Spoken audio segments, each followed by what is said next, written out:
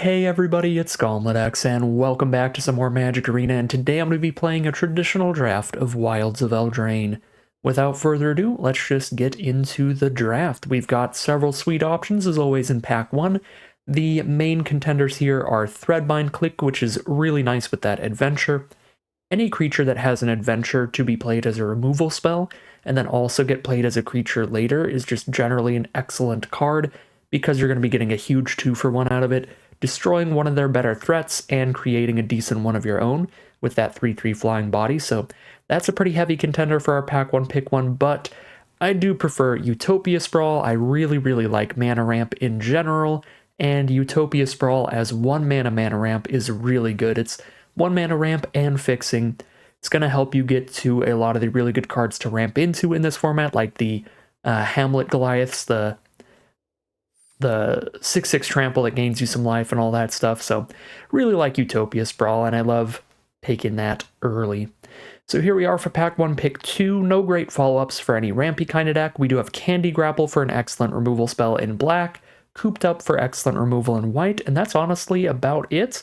Cooped Up, Candy Grapple, and Torch the Tower, just a pack full of removal and not much else. Out of these three, what do we want to do? What color pair is going to be the best for Utopia Sprawl? Probably green-black. I find that green-black can lend itself to the most mid-rangey and slowest of these decks. Green-white can be mid-rangey as well, but I think it's just kind of a weaker color pair than green-black or green-red.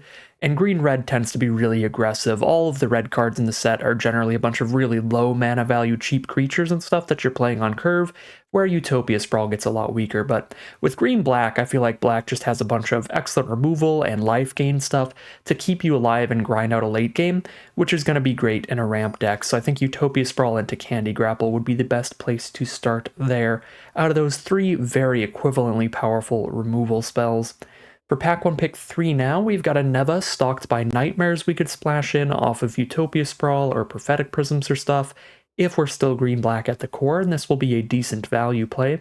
We also have Stab Wound. This is a better removal spell for more aggressive decks that can get a lot of benefit out of the life loss ability on the Stab Wound. Don't think it's going to be super great in green-black here.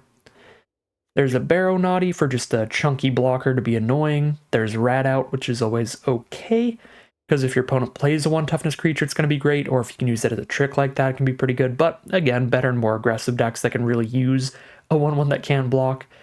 You can, of course, bargain it away, sacrifice it to something like Brave the Wilds, but not the most exciting ever.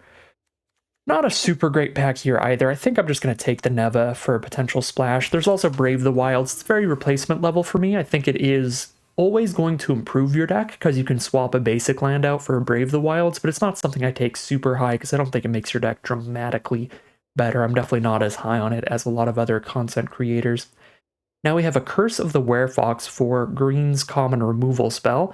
If we end up playing black as our secondary color, we'll hopefully just not need cards like Curse of the Werefox, but there's not much else competing in this pack. It's Curse of the Werefox or the Princess Takes Flight. Princess Takes Flight, busted removal spell if you can sacrifice this or put it back to your hand before Chapter 3, but if you can't do that, then it is temporary removal, which isn't great. You'll be giving them their creature back eventually, so do need to build around this, but it can be really good. I think I'd rather just take Curse of the Werefox here. Best green card. Not too much going on in the pack in general. Okay, Pack 1 Pick 5. We've got a couple solid green cards, Ferocious Werefox and Redtooth Vanguard. We've got a Frantic Firebolt, Kellen's Lightblades, Ice Out for 3 different situational, semi-mediocre pieces of interaction. Don't think we're taking any of those. There's Hatching Plans is probably the strongest card. Another card you really need to build around. But if you do, and you can bargain really consistently, turning it into a 2-mana draw 3 is insane. Yeah, I think I'm on Werefox or Vanguard. I do love Vanguard's ability to recur throughout the game if you have a lot of enchantment production. I'll probably try to just take that here. The one thing I really don't like about it, though, is the 1-toughness. There's a lot of stuff for shooting 1-toughness creatures in the format. Of course, the Rat Out that we saw and stuff like that. So I think the Werefox would have been a reasonable pick there, too. All right, Voracious Vermin, really good in black-red and black-white.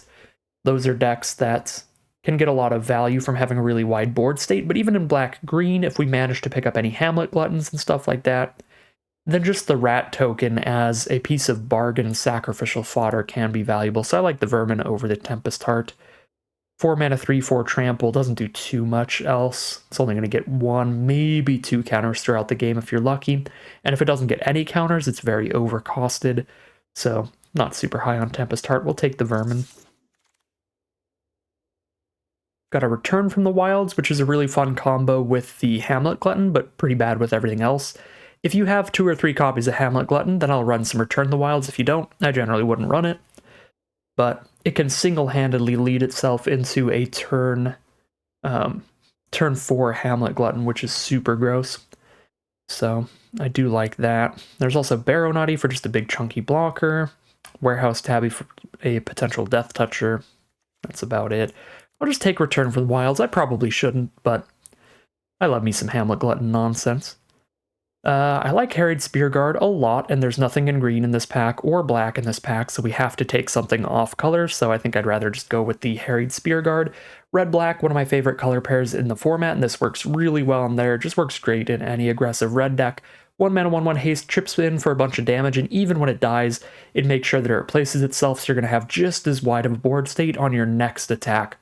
And one of the best ways to chip in your final few points of damage in this format is to have more attackers than your opponent has blockers, and then just send in everything twice in a row. Even if they kill some of the creatures coming at them, you try to have enough left behind that you could just kill them in 2 swings, and the Spear Guard's really good at doing that. Now we have Red Tooth Genealogist for the best green card. It's 2 permanents off of 1 card. It's a 2/3 and a +1/+1 ward 1 to put somewhere. You can use that as bargain fodder. Twisted Fealty is also good for aggressive red decks, but I don't know if I'm immediately on that red pivot here, so we'll just stick to green with the Genealogist.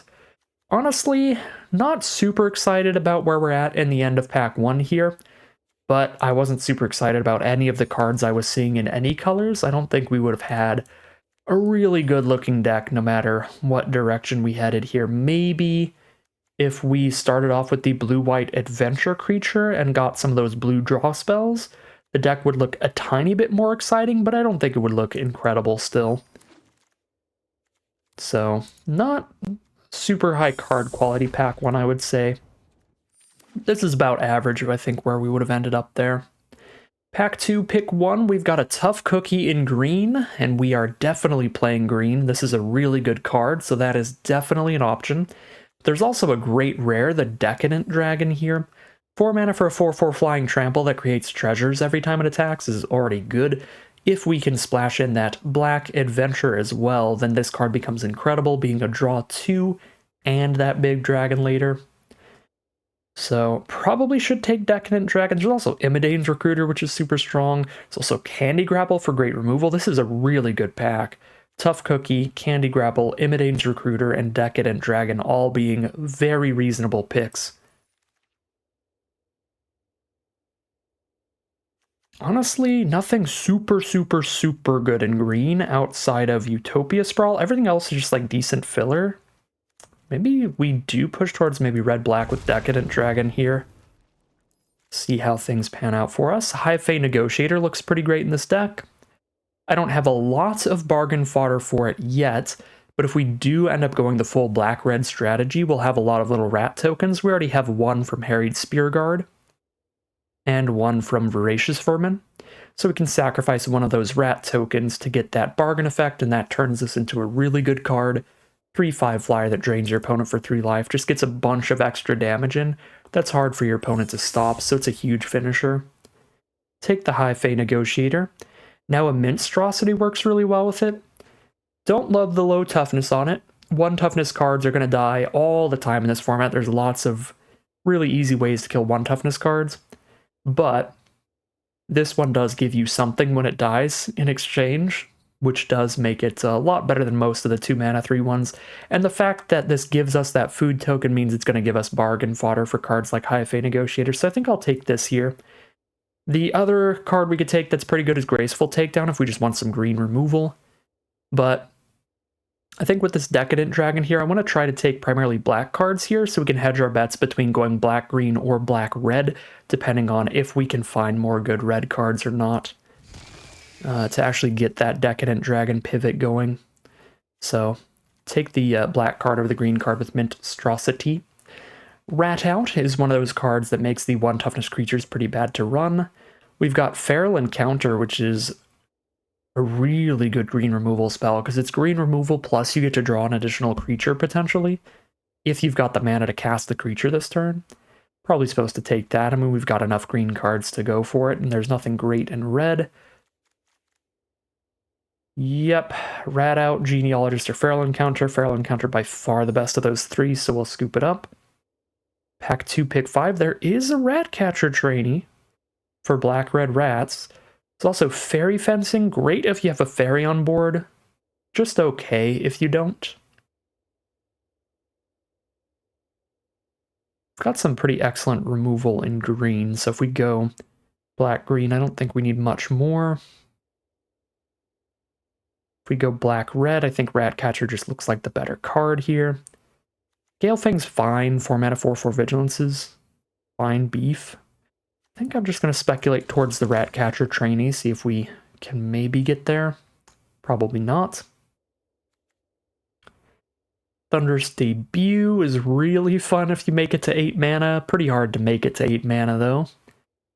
If we draft around it a lot, grab multiple copies of Return from the Wilds, then when you bargain this by sacking a rat or something, you're basically looking at your entire library. By the time you're casting this, you're likely to have only like 20 cards left and limited. And then you just pick your 2 best creatures and put them on the board. Pretty fun, and there's nothing that's going to be good in that pack anyway, so we might as well just take the fun card.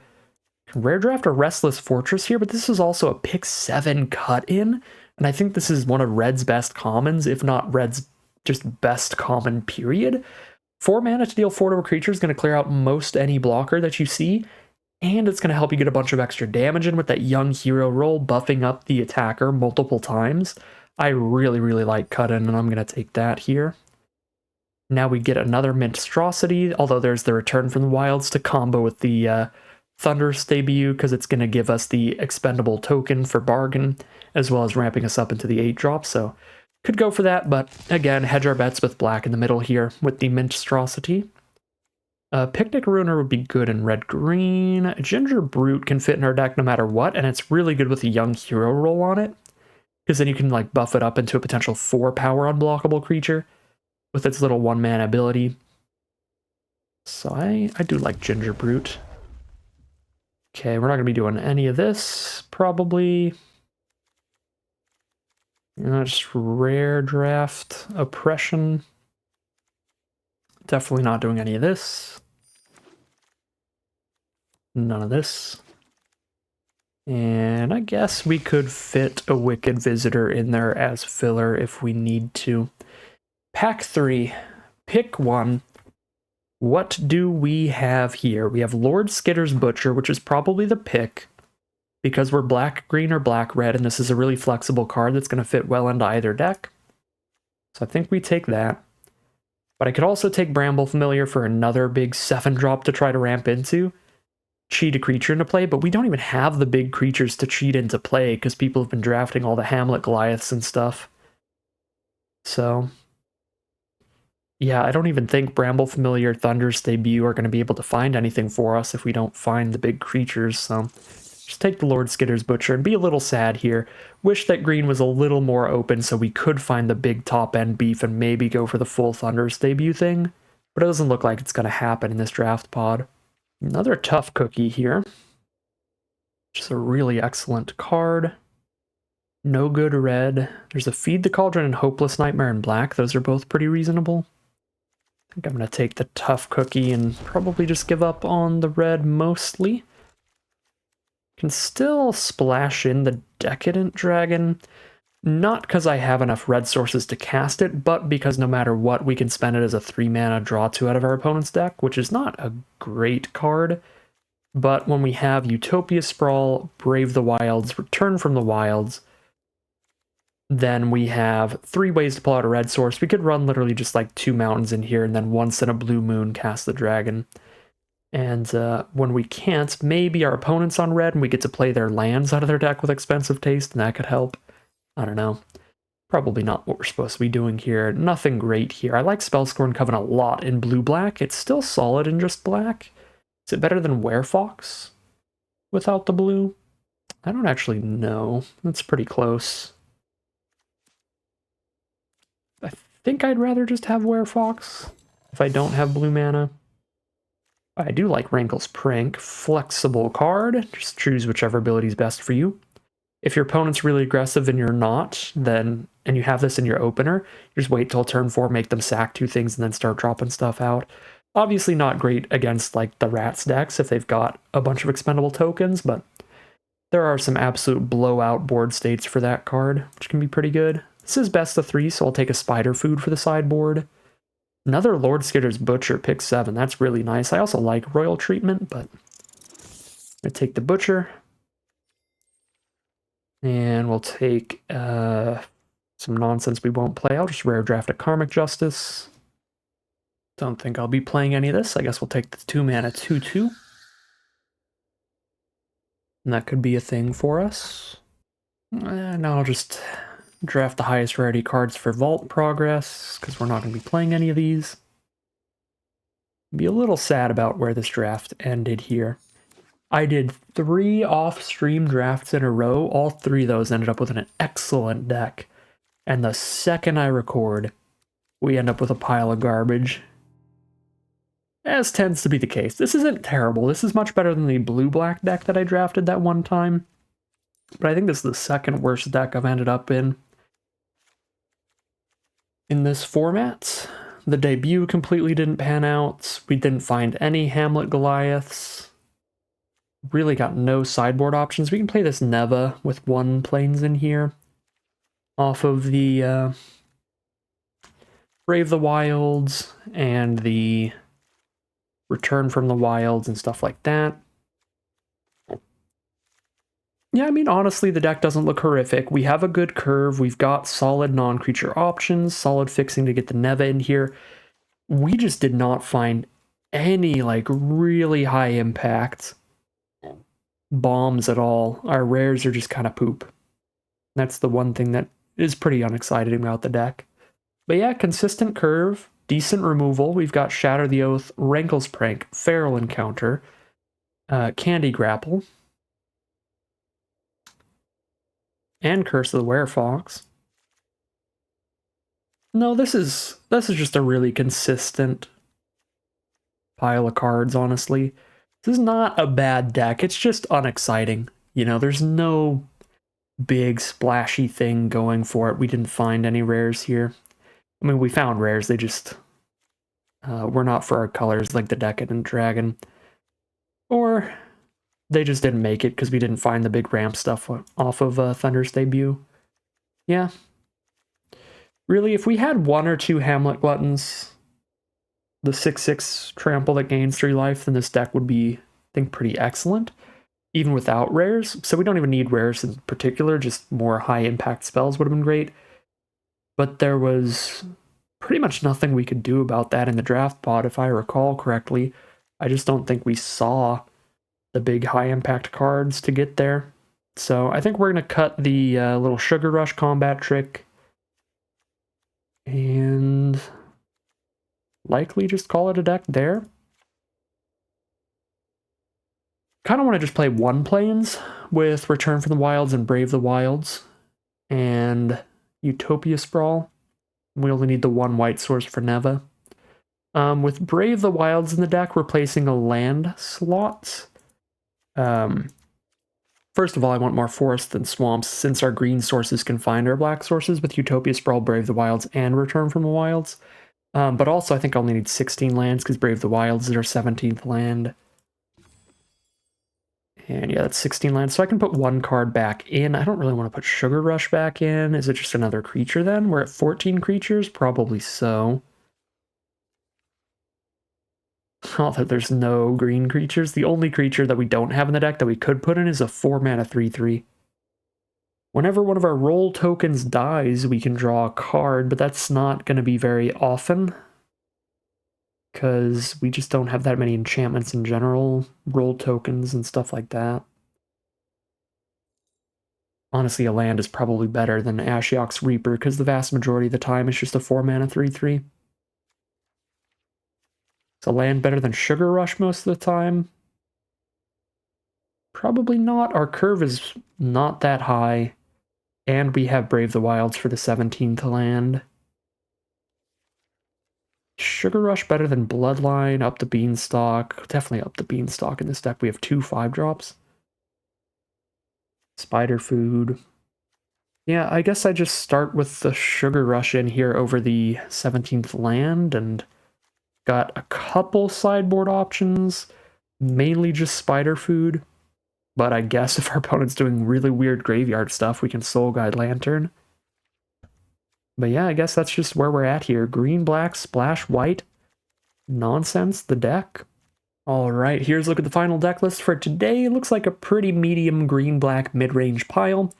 Got a very good curve, lots of 2-drop creatures, but a lot of them are pretty mediocre, like Wicked Visitors don't do much, Troublemaker Oofs don't do much, that kind of stuff.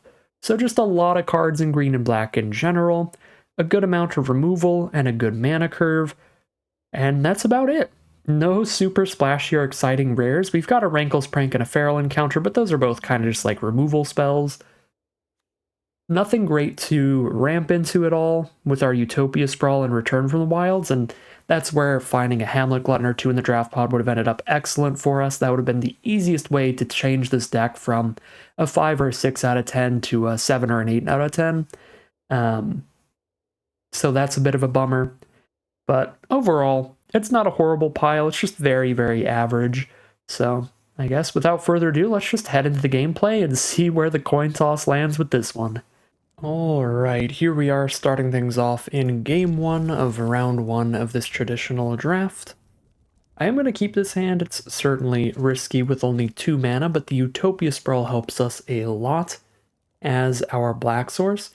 This makes sure that we can actually already cast Tough Cookie, Candy Grapple, Minstrosity, and Utopia Sprawl. So play all these cards except for Feral Encounter and Neva, and we'll discard the Neva, as she'll be the hardest card to find the mana for. We just need to find another forest for this Feral Encounter.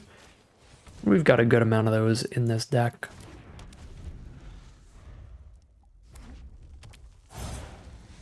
Playing against black-red with an Embereth Veteran to start things off. I think we just drop a Minstrosity here, get ready to trade that off and get a food token.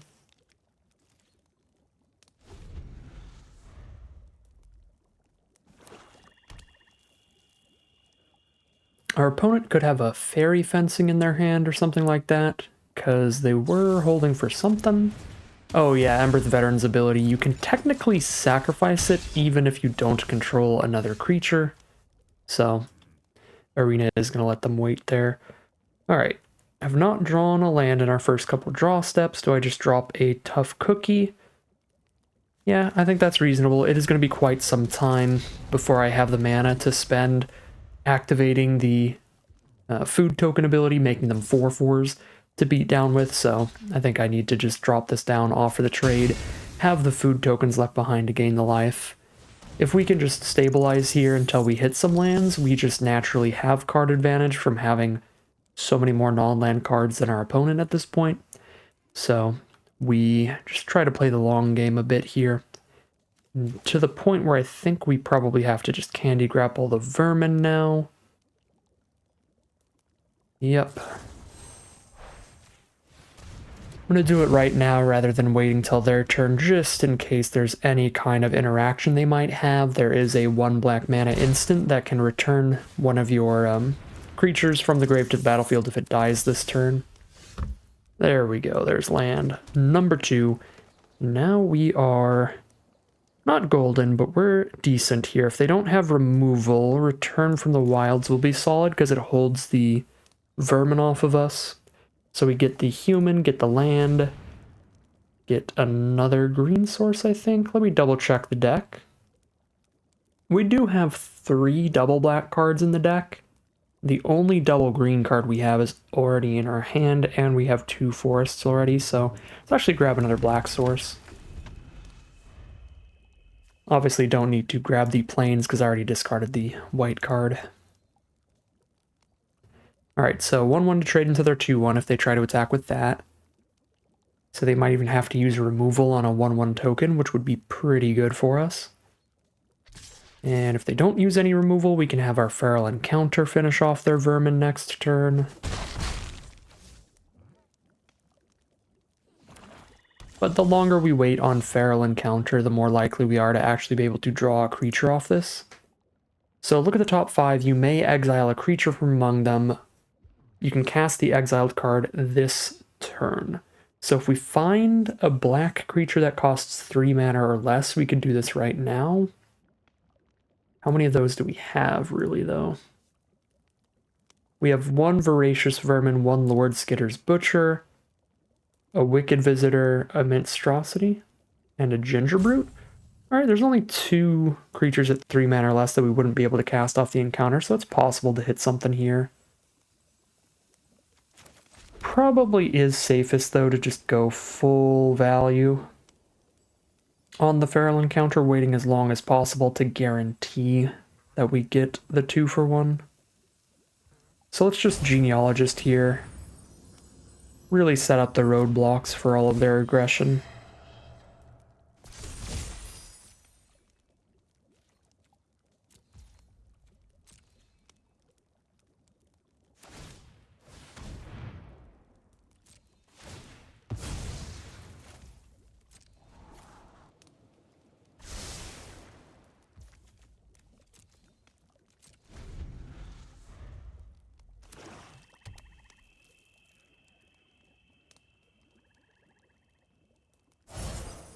Shatter the Oath off of land 5.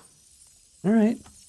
Spend premium removal on a 2/3 does not feel bad for us.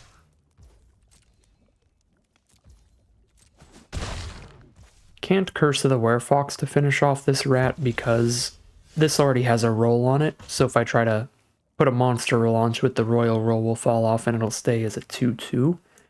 Can definitely play a High Fate Negotiator here. And I think I just bargained the royal roll. Keep the food tokens.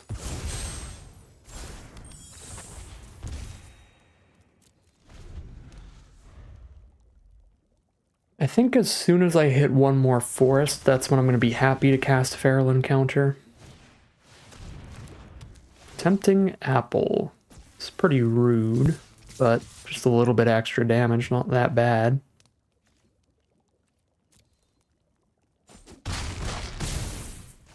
It's another 3 off of the apple later. Yeah, I think our best draw is probably just top deck forest here at this point. For Feral Encounter. We're getting to the point where I probably have to cast it even if I don't top deck the forest. At 8 life against a way for them to shoot us for 3. I mean, I'm still at functionally, what, 14 here if I sack all my food tokens? But still not bad. Oh, Witchstalker Frenzy, the Negotiator? Sure. Cool, we do find the forest, so we Feral Encounter hoping to find a 2-power better creature to kill the vermin. If we don't, I have to cast the Butcher and then don't cast whatever I hit off of Feral Encounter, which would be sad. Okay. I guess I'll go screw myself. Here's Lord Skitter's Butcher.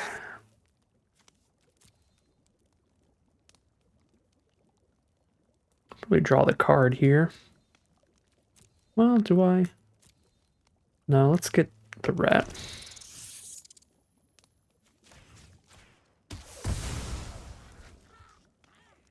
Alright. Well, I guess we overthought the Feral Encounter, because there's also the possibility of just having no creatures at all in the top 5.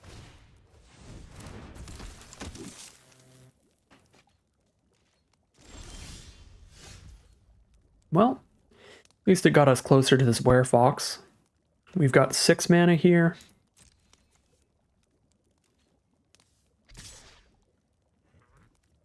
Probably use Guard Change and cast the Werefox is the play.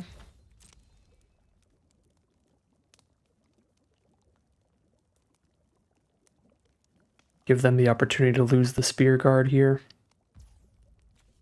They don't take it, which is fair.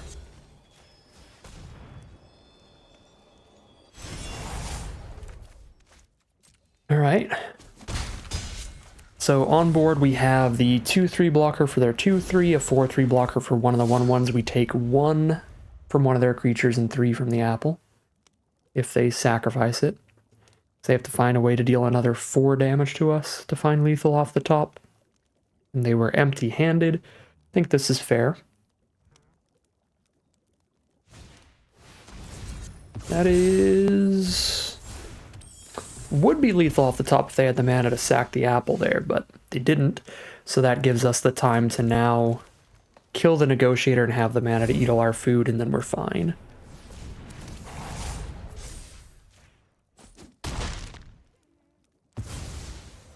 Yeah, we're A-okay. I only have 3 actual blockers here, though. It's a little sketchy, but I mean, they have 3 1/1s in the apple now. Yeah, I don't need to leave all this stuff back.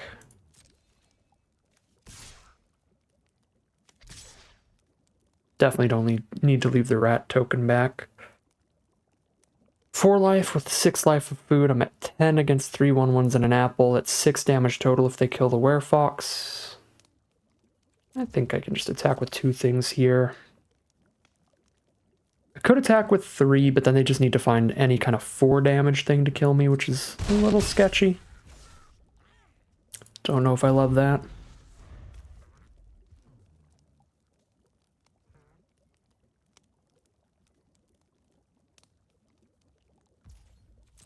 And we need to make sure to put our food tokens on the stacks separately, rather than putting them both together at the same time, because then they could respawn with a 4 damage spell.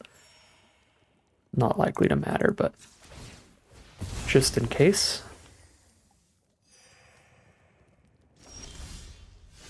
Alright, find another land, that's whatever. These 2/3s and 2/2s are already plenty good at blocking 1/1s, so we just start attacking with the 5/4 every turn now.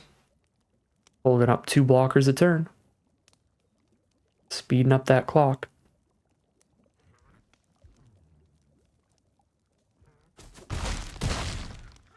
Alright, we now have the life total lead by a little bit. The food token changes that. They maintain that life total lead. The apple can change that as well. Whichever way they throw it.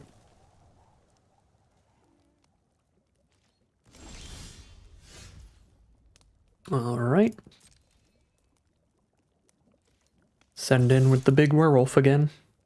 Werefox, I guess, in Eldraine. This isn't any Innistrad werewolf shenanigans.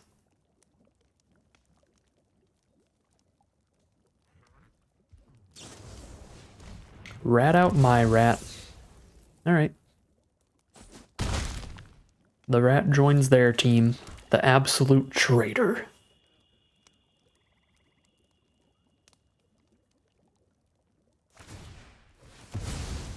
Alright, they're going to eat their apple, go to 9. We've got the life total lead and the better board state. The only way they win here is drawing significantly better than us now. Feeling relatively confident in our position this game. Alright, that's a pretty great draw. Gives them more life gain, and now I only hold up 1 blocker a turn. If I keep chipping in with Werefox.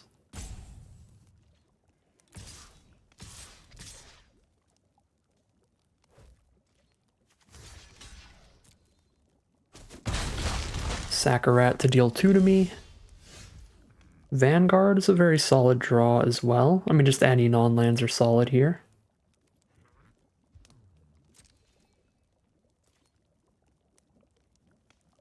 Eight life facing 3 power. Try to find a 2-turn kill, I think.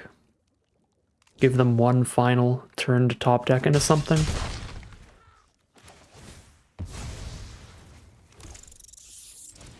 Because this way we put them to 6 with that food token, and then we have 10 power on board. If I only attacked with Werefox, they would have taken 2 less damage. They'd be at 8 here, which would put them to alive if they can deal with our Vanguard. Right, because we just deal 7 to them at 8. But they cannot deal with any of our creatures, and that is going to end game 1 in our favor. Quick peek through the sideboard. I don't think we had a lot of excellent options. 2 things to note is that we're definitely going to be on the draw this game, so that could affect how you want to build your deck a little bit. Build it to be even better in terms of early defenses.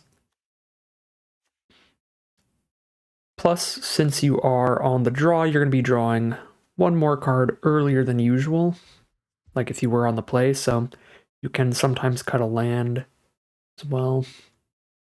But we don't have any like really advanced little sideboard tech like that. We really just have, if our opponent's playing a lot of good artifacts, enchantments, or flyers, we have a spider food.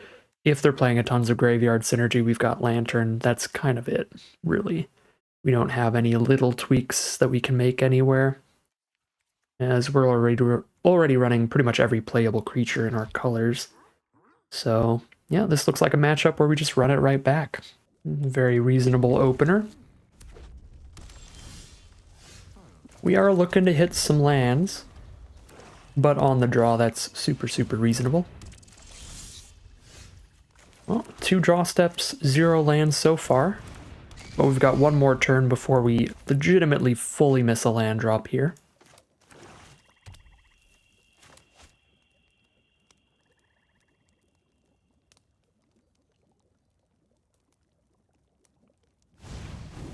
It's a Ratcatcher Trainee. Hitting the board as a first striker. Battle Mouse doing some work, potentially. Yeah, getting the celebration trigger for a buff. I'm definitely just going to block the Battle Mouse if they attack, which they probably won't, because this can just keep giving them cost reductions on their second spell each turn. That can let them dump their hand out incredibly quickly. Alright, well, while we didn't hit a land, at least we hit a Candy Grapple that I will happily use to kill the Battle Mouse, I think. It is a bummer to let them keep the first striker, but I think it's important to make sure that they don't get that cost reduction and they don't get to just curve out monumentally quickly. Because as soon as I hit any land, I'll have a 2/3 to block the 2/1 first striker anyway. So let's just deal with the cost reduction here, slow them down a little bit so they don't get to just play like a land and then a 2-drop alongside a 3-drop Conceited Witch next turn, because that'd be super gross. They just play like another Ratcatcher and get the cost reduction to play the Conceited Witch for only 2, and yeah, all kinds of gross stuff happens with the Battle Mouse. Alright, Troublemaker Oof is not bad here. It gives us the second creature we need to actually be able to double block Conceited Witch. They didn't have a ton of artifacts enchantments, so I think I'm just going to slam it down. I could just attack with Monstrosity and Guard Change here. So I have a role for Troublemaker Oof in the future. But I doubt I'm going to find a great target for the bargain. A great target to exile, so I'd rather just get the blocker on the board. Again, this is a matchup we just need to survive, and then we'll be doing great things late game. Let's see if they have a rat out or something gross here. We don't have really any other options with how choked we are on mana here. We gotta take the blocks and hope for the best. Witchstalker Frenzy, that's not horrible for me. It obviously kills both of my creatures, but it's a premium removal spell in order to do that. This only enchants Forest, right? Yeah, huge bummer. Our mana's been pretty terrible this matchup, which is really disappointing. I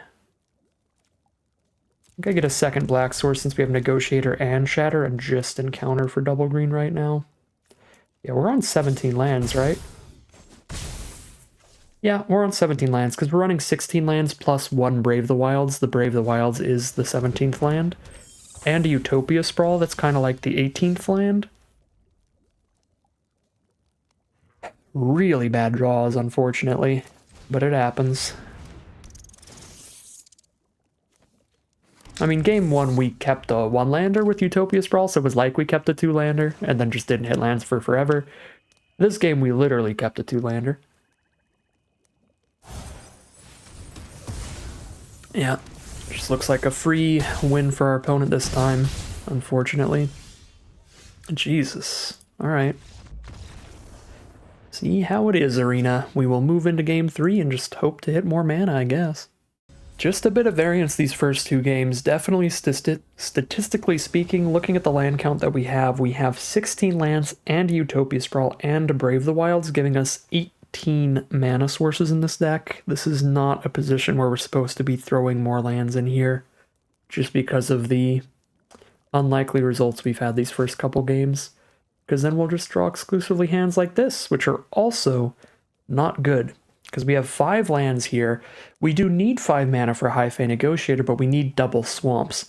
So keeping this hand would be keeping a land that has 5 mana and wants to draw more lands, which is not really where you want to be.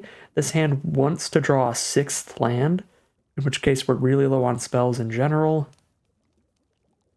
I mean, I might just have to keep it, because at least I have that early Monstrosity, which is great in this matchup. Trade off into something, give us a food token.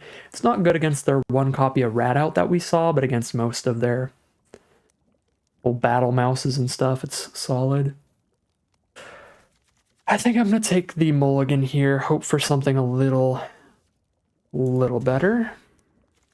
And we'll just go for the third 2-lander in a row and see how we draw this time, I suppose.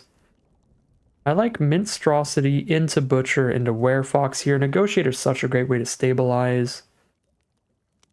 I think it's a good enough way to stabilize to just ditch the curse. Hope for the best. But probably safest to just ditch the Negotiator there. Boom! Already doing much better than the first 2 games. Our first draw is another land. And they've got the Rat Out immediately for Monstrosity. Brutal.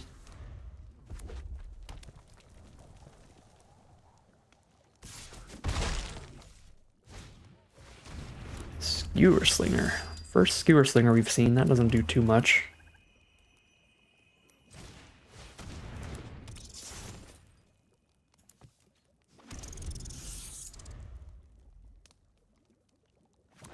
We're going to have a nice board state of blockers this game off of drawing this Genealogist now. 2-3 and a 3-4 potentially. And that will really help us get the time we need to just play bigger stuff than our opponent. Could block there. Because that's kind of a free bluff attack. But because I have Genealogist, I really want to make sure that Butcher's still on the board next turn. So I'll take that 1 damage. Worst case scenario, they got 1 free point of damage. When, if they did have a trick to kill Butcher there, that would have been pretty bad for me not getting the Royal Roll here and having a 3-4 blocker now.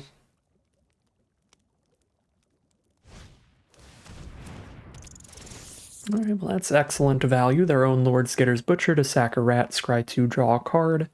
Buff the Voracious Vermin. I'm just gonna go Menace instead.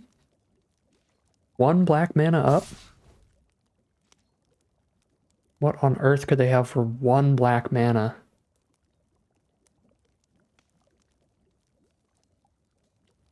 Return a creature that died back to the battlefield, I guess? Or another Rat Out. They kill my Genealogist, but they still lose the Vermin. Yeah, that's really fine with me. That was kind of weird. I think just Scry 2 draw would have been better for them. Now we have Monstrosity Guard change. Of course, the High Fae Negotiator soon.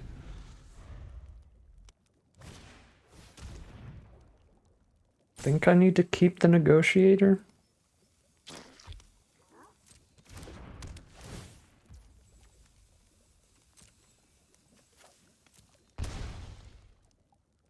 Monstrosity's still big enough to keep Lord Skitter's Butcher off of us, even if it doesn't block any rats well.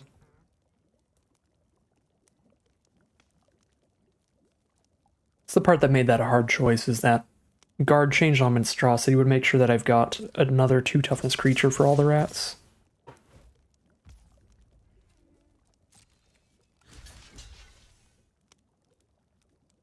Take 3.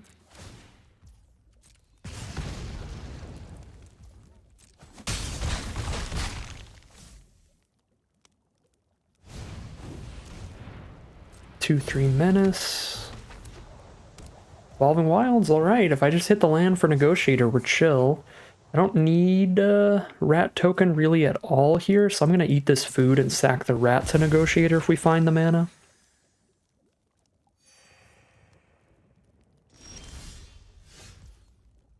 Don't find the mana, we find a Troublemaker Oof instead.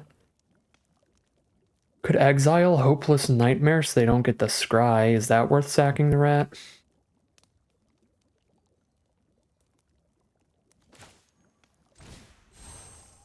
I mean, if I sack the rat to this, I won't have it for Negotiator, but I can still sack the Royal Roll to Negotiator later, so I think that's fine.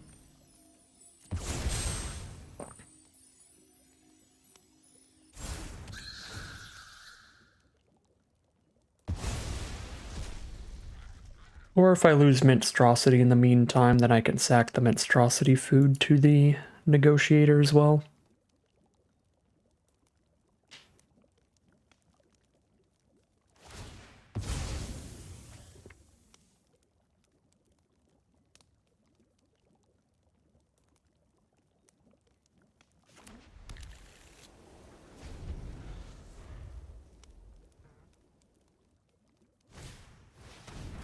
Raging Battle Mouse. Significantly weaker at this point in the game, but they have a lot of cards that could just single-handedly trigger the celebration. Get the +1/+1 buff going at least.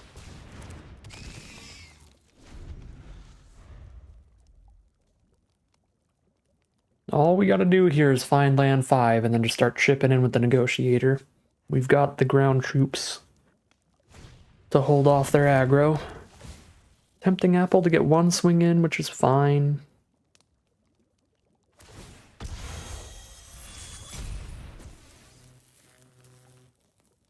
Honestly, their only good attack, I think, is still just Butcher. So it's just a 6 damage burn spell off the top. That's actually pretty good, though, for their aggro deck. Just hit us for 3 with Butcher and then sack the apple later for another 3 to us. They could hit us harder if they want, but they lose a few creatures. I guess they could send in like all the 2/3s.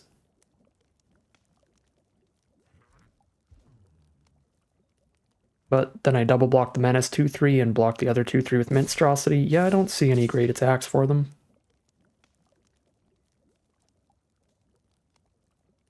Yeah, I'm pretty happy with this. I guess, yeah, if they send in the 2/3s at that point, you just send in the whole team anyway, right? So we go Monstrosity into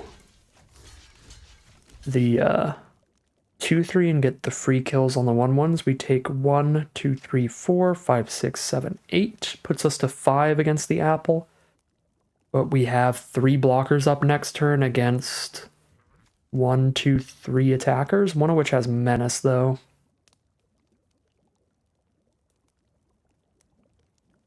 Really hoping to hit land 5 if we play like this. Because what happens if I don't hit land 5?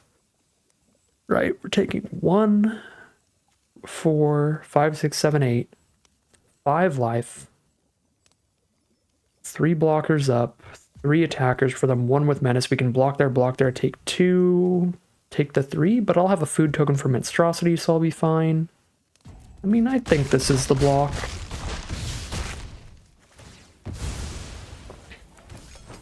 Actually, just go to 8 immediately, I think. And we sack the Royal Roll if we hit the Negotiator mana. Boom, that's huge. So I go up to 11 with a 3/5 blocker. If I just attack with everybody, 3, 4, 5, 6, 7. Hit them for 10 in a swing here. hit them for 10, go up to 11 with a 3/5 up to block. 3/5 blocks the battle mouse, which in the thing hit me for 3. The apple hits me for 3. That's 6 total, go to 5. It's probably a little aggressive, but I'm gonna do it.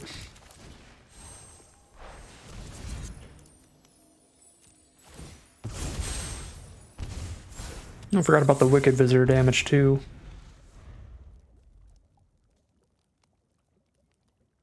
Yeah, I mean, they only really have a good attack with Conceited Witch unless they top deck something.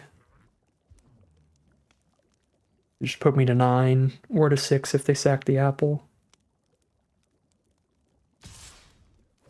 Cool. They've only got 1 blocker. Yeah, they've only got 1 blocker.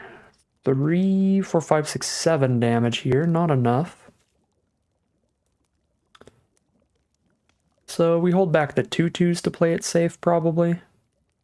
Send in the 2/3 that won't die into the battle mouse. Do I hold the Gingerbrute back? 5 damage. They can gain 3. Turn into 6 damage. I don't think I hold Gingerbrute back, because if I hit them for 6 2 turns in a row, that's lethal even through them gaining 3. So threaten the 6 damage, and the next turn attack with everybody to guarantee another 6.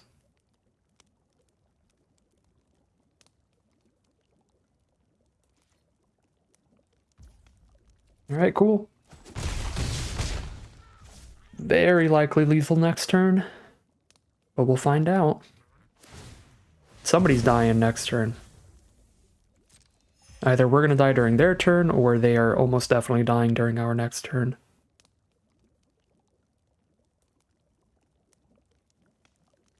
Don't look super likely to die here, so I think we are favored in that.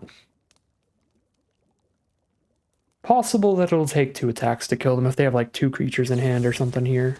Oh, or feed the cauldron. That's a very big swing, since they get the food and kill a blocker. Putting them back up to 9 here, essentially. Yeah, that's really good in this race kind of situation. Yep, having the double 2/2s back means Conceited Witch doesn't have good attacks anymore. So we don't take any damage here. 9 life. That's 3 attacks from Negotiator and Gingerbrute.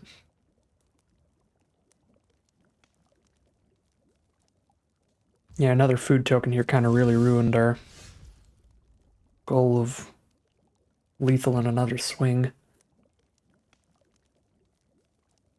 Do I still send in the Gingerbrute alongside the Negotiator here? Feel like I do. I guess Negotiator alone is going to take 3 turns to kill them. Negotiator plus Gingerbrute takes 3 turns to kill them. But if I send in the Gingerbrute, then I'm making it easier to potentially find lethal, like clearing out a blocker and sending in an extra 2/2. Maybe a turn sooner.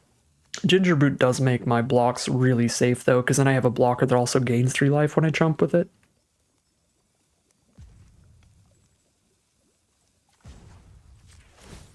I don't know.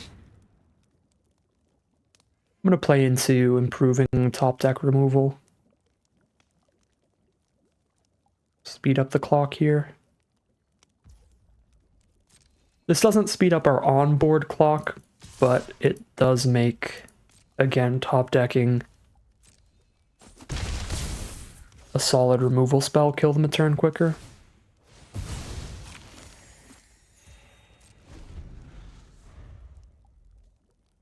Because then at 5 life, I kill this, attack with everybody. They block 1, 2, 2, take 1, 2, 3, 4, 5, 6 die. I guess it doesn't actually speed up the clock yet. But, I don't know. Feels like it finds more likely swings in the future.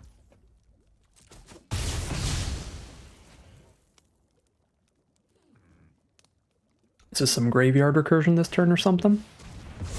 It's a high Fey Negotiator of their own. Well, that's really bad.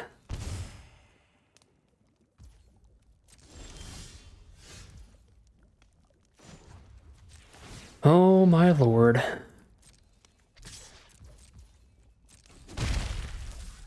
Game is reaching the point where it is going to completely come down to how each player draws in the end. Who draws the most non-land spells? These last few turns now, because this is an exact even board state at this point. I mean, I guess our board state is very slightly favored thanks to Gingerbrute, but for the most part, it's just who draws the bigger spells now. The Negotiator just put things at parity.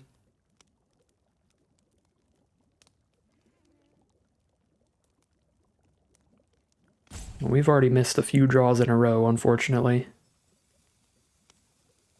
That gave our opponent the time to bring things back to parity.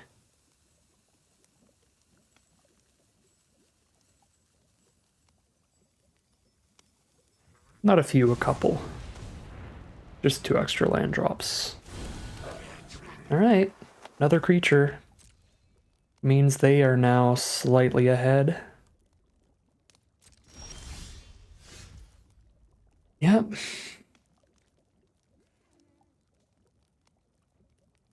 A lot of things they could draw that would just immediately kill me, even if I hold Gingerbrute back. I guess it's a lot harder to kill me if I just hold Gingerbrute back, then I go block there, block there, block there. But 1 removal spell's winning them the game here. They just kill Negotiator and get in with the flying.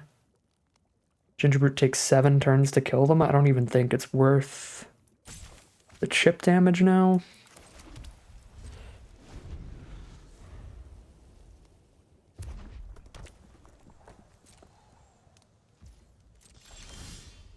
Oh my god. I mean, 1 removal spell off the top does win either player the game, now that I think of it. Yeah, we try for this. Kill them in 2 swings.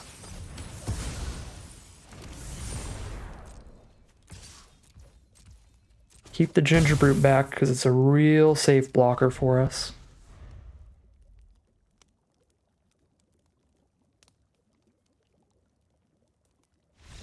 All right.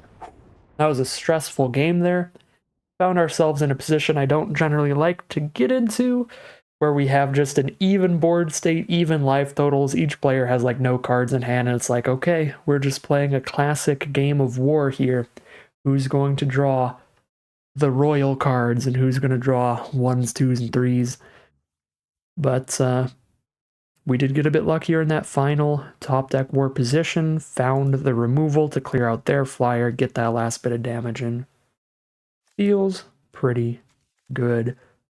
Little concerned with our potential luck going into future rounds with how our mana was turning out there those first couple games. That was also pretty sketchy. Both of those games stuck on pretty low mana, but took another look at the deck during sideboarding. Pretty confident we're at the correct land count here. And this is the build that I think we should stick with as we head into round number 2. Here we are for game 1 of round number 2 with our opponents on the play. Starting off with a turn 1 Warehouse Tabby.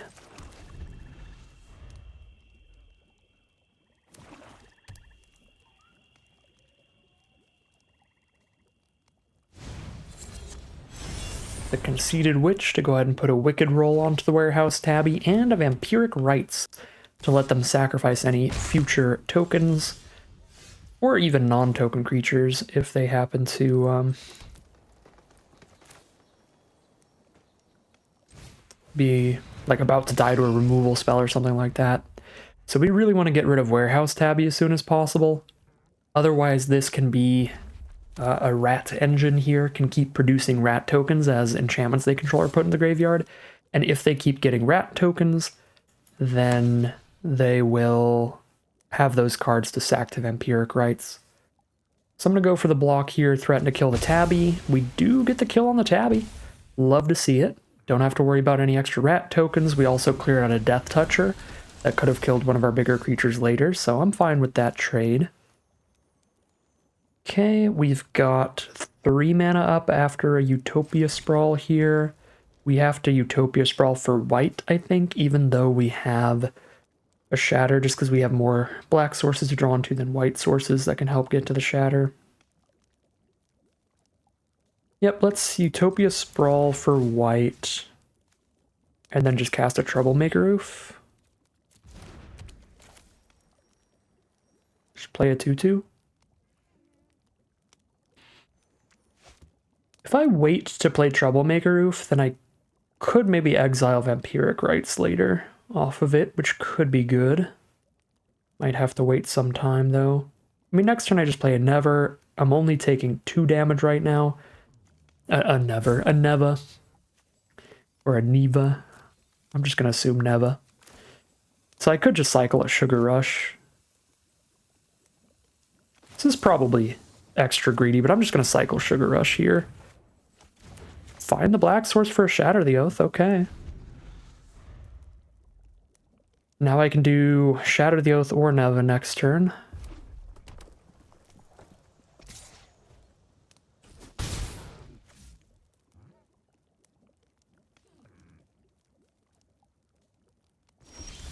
They cast nothing. I do like to see that. So now I'd like to have another creature on board before I cast Shatter the Oath, so I can get a token off of it. Same with Genealogist. Same with Werefox. A lot of awkward stuff going on. I guess we just play Neva, pick up a 2/2. Probably just gonna removal spell me whatever I play.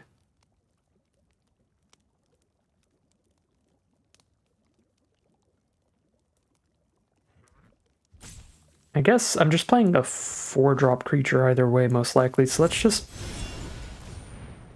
play this one first. That way if they do removal spell me, at least I can Neva back a bigger card next turn. If they don't removal spell me, we can go ahead and get a roll token onto this and then crack the roll for Troublemaker Roof or Shatter the Oath. Or Shatter the Oath doesn't need to crack the roll, but we have a creature on board to put a roll onto with Genealogist or Shatter the Oath, depending on what we need to cast. And then we have that roll for the oof later.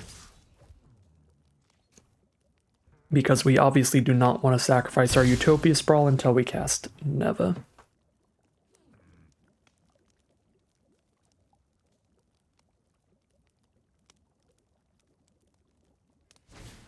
Lord Skitter's Butcher. Alright, nothing on their board big enough I really want to Shatter the Oath right now. I'm down to 13, so I guess it's worth a consideration. But I think the play is likely Genealogist to roll onto the Werefox, and then Troublemaker Roof away the Vampiric Rites.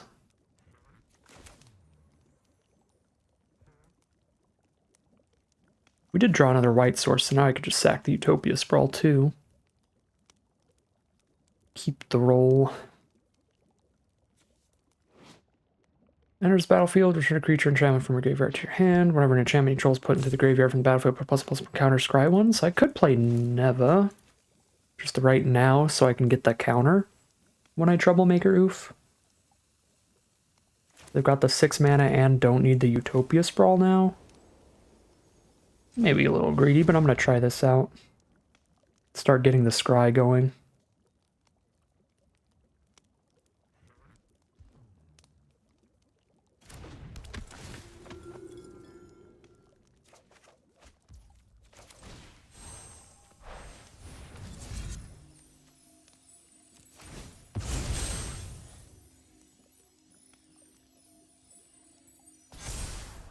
Find a Lord Skitter's Butcher. I do like that card. So now if they want to sack the rat to draw a card, they have to do it right now, and then they don't get to get any more card draw off of Vampiric Rites in the future. Solid stuff. And I think I'm holding up blocks here. I think our hand plus the top of our library looks pretty good at grinding out a long game if I can keep our life total decently high against the black-red deck here. Next turn I'll probably have enough creatures on board to get an attack in. Alright, Vanity the Oof, that's fine. Goodbye to the 2/2.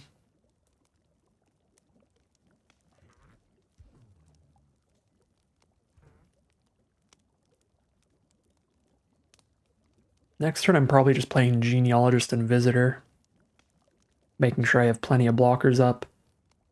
Attacking in with my Menace card or my Trampler. One of those two is going to get a Royal Roll and start beating down. I guess it depends on what kind of blockers they hold up here.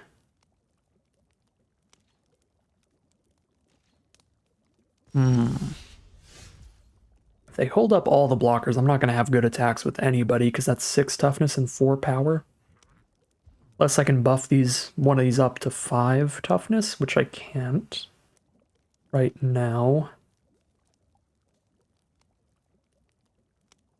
So just Genealogist Visitor and we're just chilling? I still don't want to Shatter the Oath. The 2/3. Would make us free to start getting attacks in, so it's worth consideration, but I'm going to hold off on that whole plan for a moment. Just expand the board here. At least wait until they put a Wicked roll on one of these two with the Witch's Vanity and then blow up the one that has the roll on it. Because they might put the Wicked roll onto the Conceited Witch and have a 3/4 menace, and then that is probably right at that cutoff where it's big enough to not feel that bad about shattering. Cool. Could sack my Wicked Visitor to scry 2 and draw a card. That honestly might be worth it. Because the rat token doesn't really do anything right now. The question is a 2/2 on board better than the best card in the top 3 of my library? And probably not on average.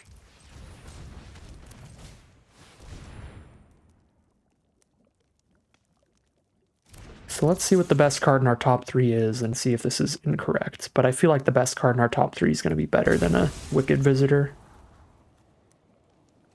Okay, not a lot better than Wicked Visitor, but I think Vanguard is slightly. So that was kind of a wash. That was pretty even on if it's worth it or not. It's like, swap the 2-drop for a 2-drop. Is what it is. I should have kept the Swamp in hand in case they have the 1 mana make me discard a card to get rid of my Shatter the Oath. That was just like an instinctual, I haven't played my land for turn yet, let's drop it down. But we should be playing around the 1 mana discard spell here.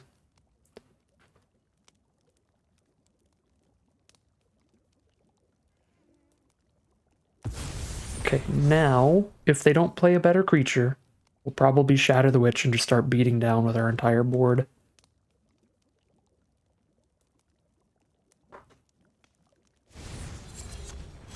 Ooh. Well, now they're still going to have pretty silly blocks. I guess we're just putting a Wicked roll on the Vanguard, since that can potentially come back later, and it'll be high enough power to trade into any of the blockers, but we're still killing Conceited Witch.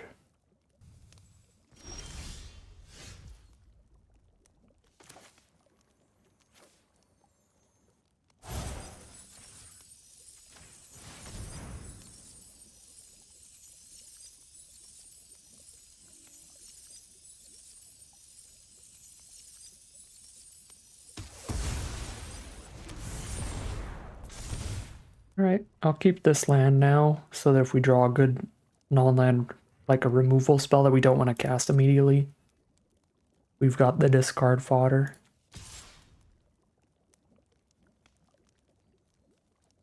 You know, it's probably worth sending in Werefox as well, because if they double block to kill Werefox, it means I kill the Butcher, and then I can attack with everybody, because 2/3s can attack into their 2/3 blocker. So my whole board can attack in if we get them to double block and kill somewhere.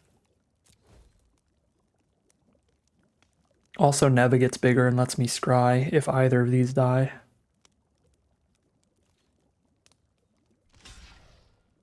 Alright, so they kill the bigger one, which makes a lot of sense. We'll kill their bigger one.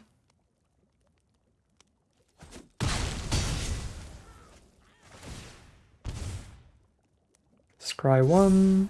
Rankle's Prank.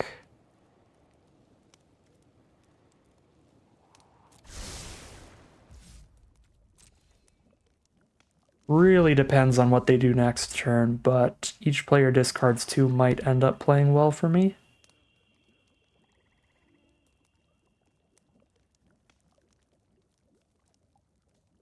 Or if they like drop a bomb creature, maybe each player sacks 2 works well for me.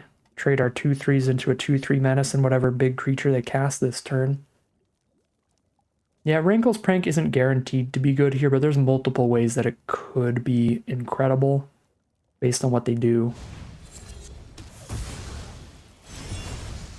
Weird. Okay.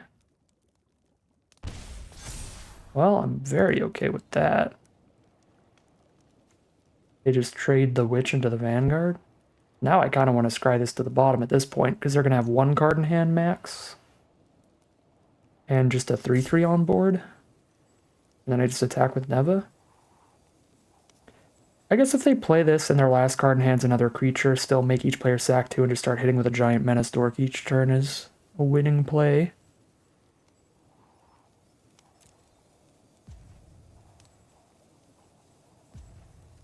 Feels wrong to keep it at this point, though. Now that we know they'll have probably 1 creature on board, 1 card in hand.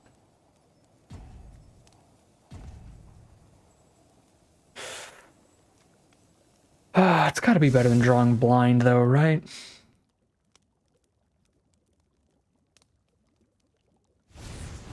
We'll see.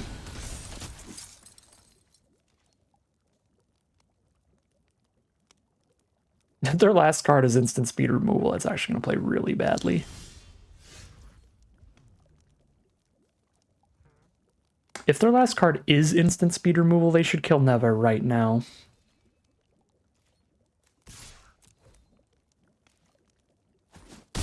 I guess it could be the, destroy a creature with mana value 3 or less, and it's just not useful to them right now.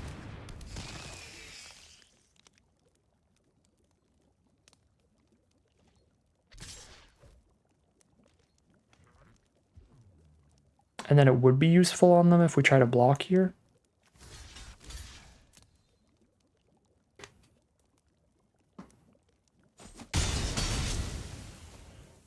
I have no idea what their last card is.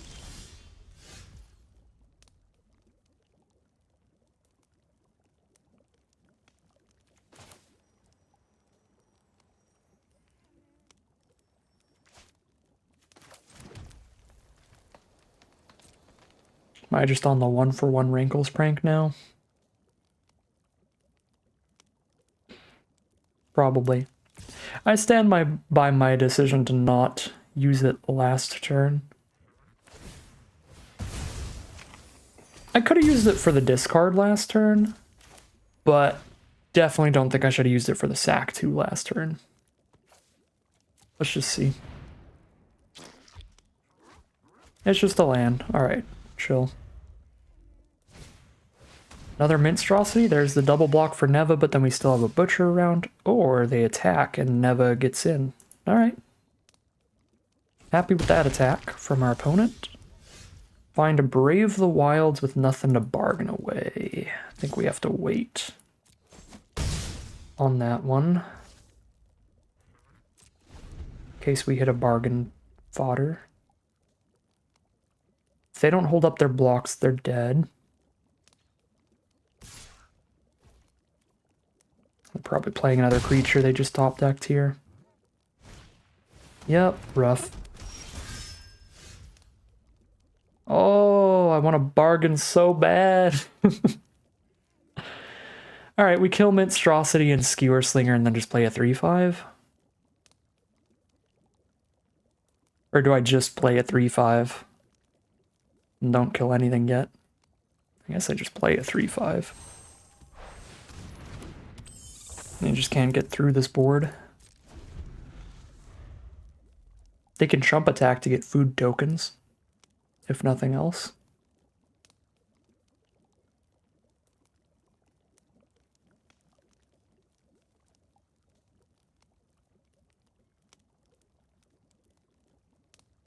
Yeah, I wish I ditched that Rankle's Prank. Would have played much better. Because Because we spent 4 mana to do nothing, basically, since it was just a land in their hand.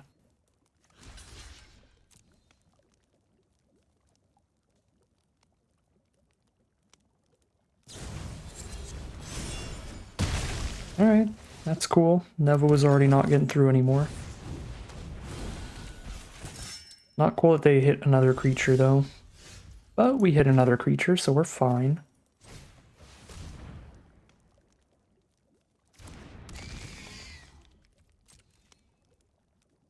Now I'll have the food for Brave the Wild's bargain fodder. They can chump with Skewer Slinger if they want.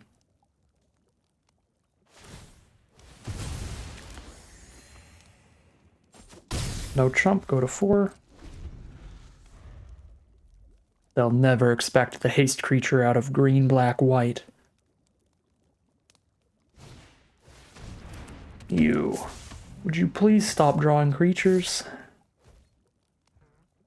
So now they would just literally be dead if they didn't top deck the 3rd creature in a row. We would have went Brave the Wilds. 1 blocker up. I'd have, yeah, enough attackers here. Now I'll have 2 attackers on the ground and 1 in this guy, which is not going to be enough to kill them.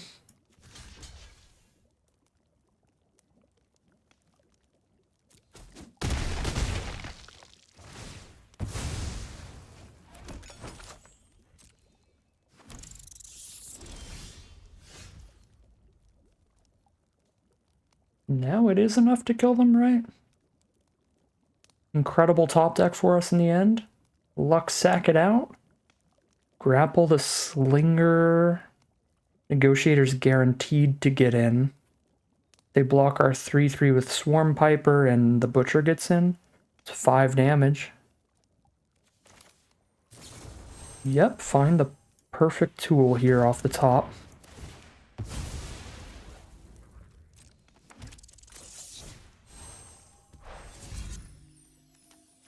And I am happy to have held on to this bad boy.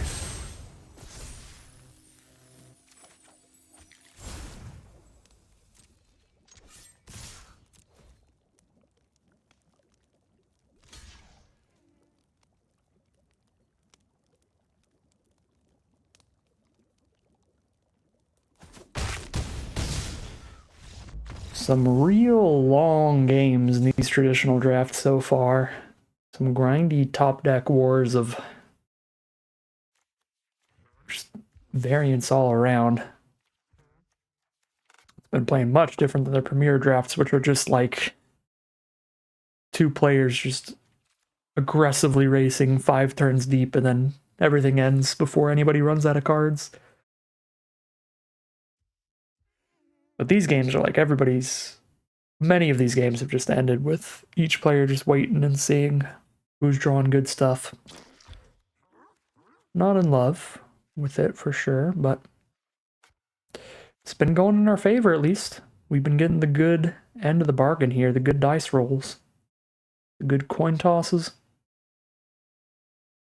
So they had... Is this the same game they had Vampiric Rites? Yeah, they had a Vampiric Rites, but that was the only great thing to blow up. I guess Witch's Vanity, but the best part of Witch's Vanity happens the second you play it, so blowing it up doesn't help that much. And they drew a little bit over half their deck, so I don't think I want to put more enchantment removal like Spider Food in. And we saw 0 flyers. Yeah, I think we're just running it back again.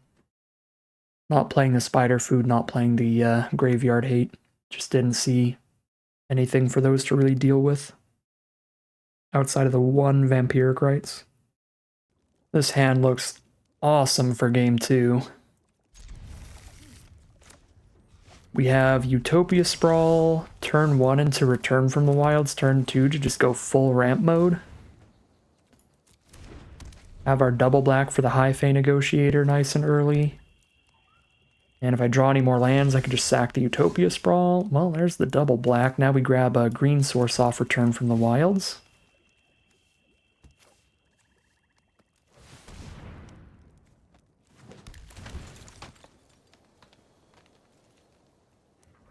the ramp champion over here. Going wild with it.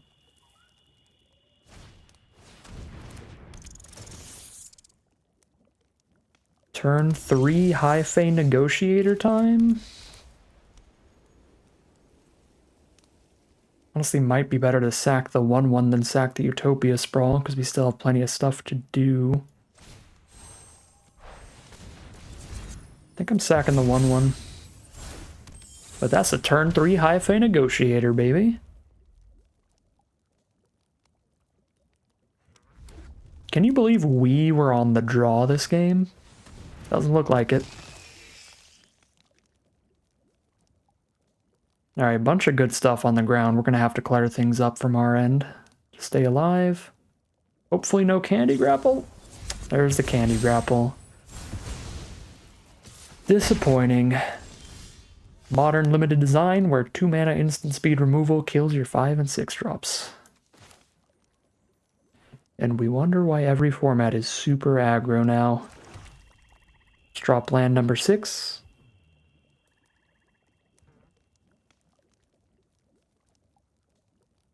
Can't do anything good with Curse of the Werefox until I have a 4/3 Werefox on the board, which I guess is a flavor win. So let's get a little greedy and get full value off of everything here. Let's drop a Monstrosity, drop a Ginger Brute, put a guard change on the Ginger Brute.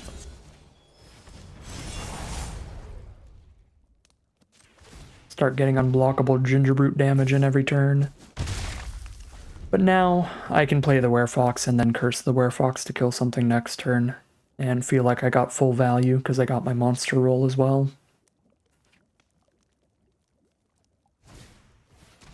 Warehouse Tabby. If any enchantments go to their grave, they're getting rats.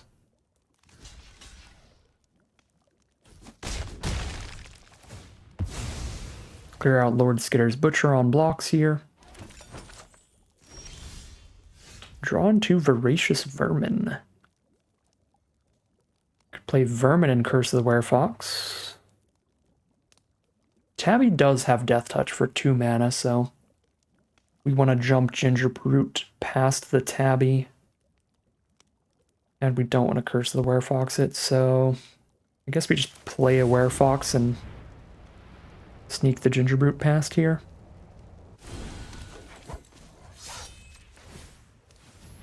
Ginger Brute for Tabby wouldn't be the worst trade if I wanted to just hold up the mana for eating the food, I guess. Or if I wanted to play my 2/3 drops. But I'm not going to have a great Curse of the Werefox target as long as they have the mana up to give the Tabby Death Touch anyway.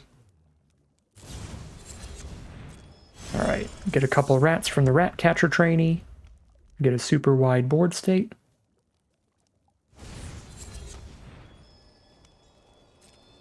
Get a Wicked Roll onto a rat token.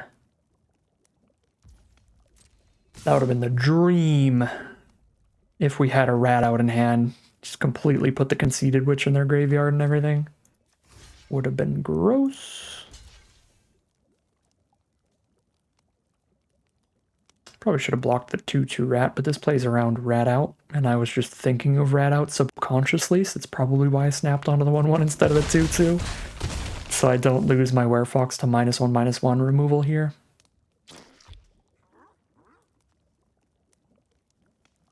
Still probably better to just block the 2/2, because we haven't seen a rat out from this opponent yet, but certainly saw a lot of rat outs last match. Gonna be a race for sure. We just curse the Werefox the blocker here, attack with everybody, and hold up the mana to eat a food, and I think we're trying to win the race. 6 mana, 7 if I play this. Not enough to do anything crazy anyway. Ginger Brute already has a roll on it, so we have to curse onto the Werefox. 12 life, 3, 4, 5, 6 power on the board. I don't think we need to hold up the mana to eat the food, so we play Vermin and Werefox.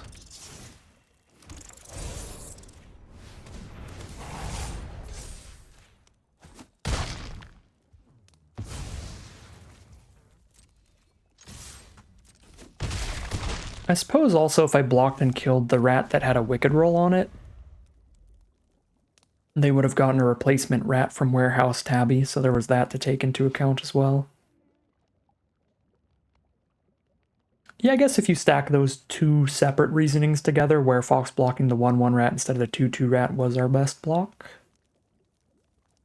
Or blocking the Tabby itself, honestly. Losing the Werefox wouldn't be great, but it would soak up all their mana so they don't play any more creatures that turn. That's always something to keep in mind.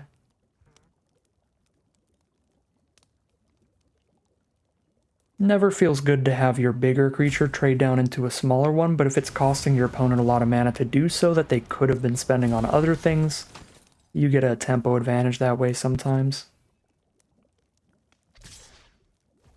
Alright, they are holding up all their blockers here, just attacking with a 2/2 rat that can't block.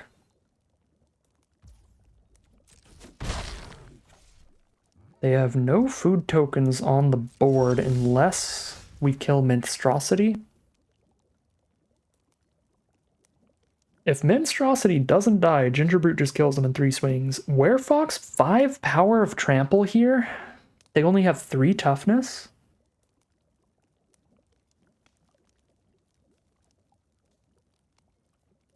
Kind of feels like I just attack with everybody again.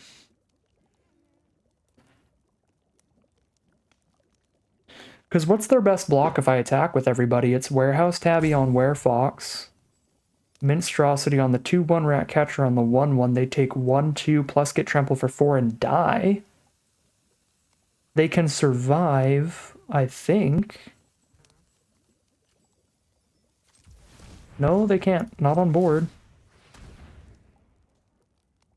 Yeah, they can't survive on board. They have to have something in hand here.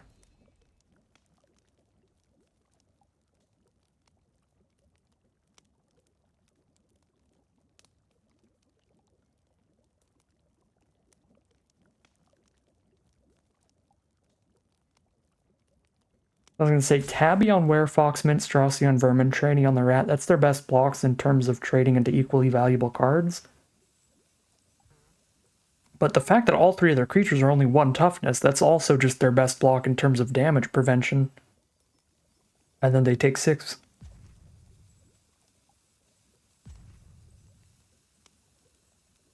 If they do have a rat out or something, this could be the big pivotal turn that might get them the victory. Because then they rat out the Vermin, kill that, and they can find a block that lets them survive and have a food token with Monstrosity.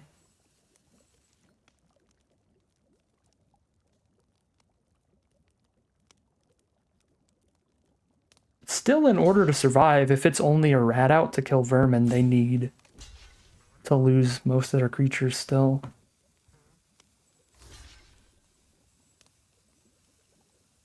Yeah, I mean, this is 6 damage. Still. Cool.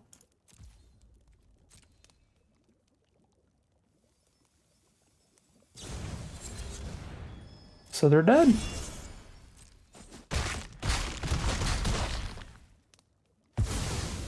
All right. Well, we have just rolled through the opposition so far. Well, it was 2-1 round 1. Very close, but we have made it through multiple red-black rat aggro decks now, and we're guaranteed to be at a positive win rate out of this traditional draft, winning 2 of our 3 rounds at minimum. But next round is the big one, the big final boss with the huge prizes on the line. If you can get a 3-win run in traditional draft, you get 2,500 gems, 6 packs, and 2 play-in points. So without further ado, let's head into that final boss, see if we can't get the big bucks here. Here we are now for the final round on the play. Hate seeing Utopia Sprawl without a green source. Nothing till turn 3. The Sugar Rush is kind of awkward. It's got to be a mulligan here. I think I'm going to mulligan it. Looks a little better. Not great. Probably ditch a land. We're only 1 draw away from casting the 2 cards that we could cast if I ditched Neva. That's probably better to just ditch a land here.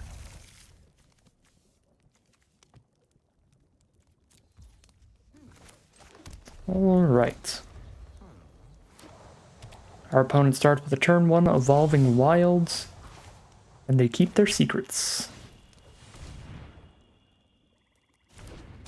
We're going to be mana efficient here and play Wicked Visitor, then next turn we can play Gingerbrute plus Guard Change.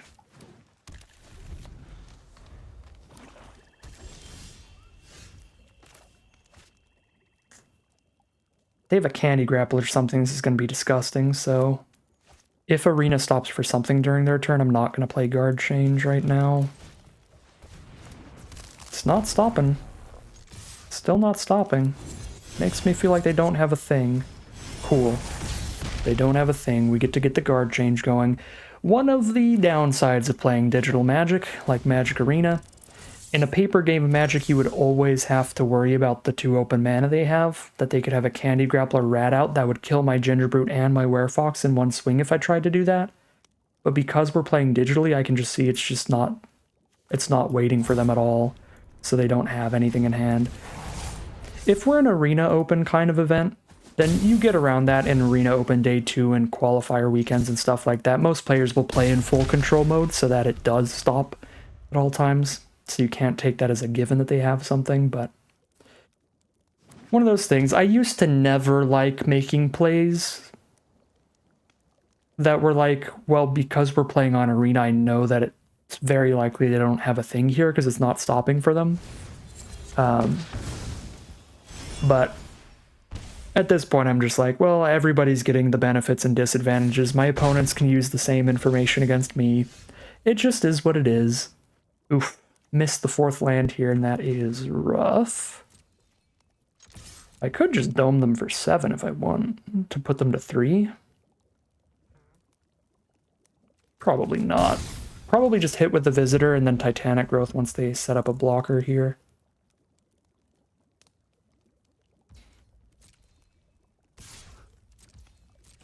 Maybe they just miss lands and don't have a blocker, and then we just kill them with Titanic Growth this turn anyway.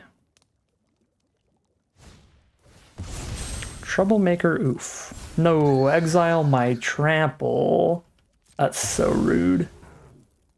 Alright, well, now Titanic Growth kills the oof at least. Or we hit a plains. And now we play the other trampler.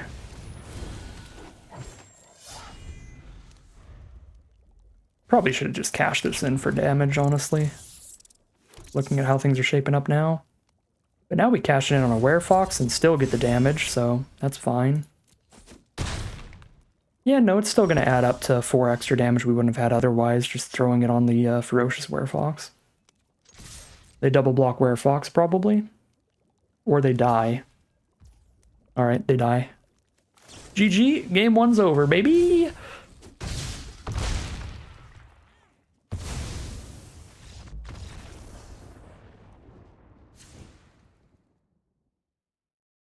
Would they have been dead there if we'd Titanic Growth earlier? They would have been at 3 life, and then we'd have a 2-2 and a 4-3 trample. They could put the 2-2 onto the 4-3 trample and the 2-1 onto our 2-2. They get trampled for 2 and go to 1. I guess it panned out well for us, because there they would have had a block. It wouldn't have been a good block for them. That would have likely led to them winning over the course of the game or anything, but technically they could have survived one more turn if I had thrown Titanic Growth out earlier.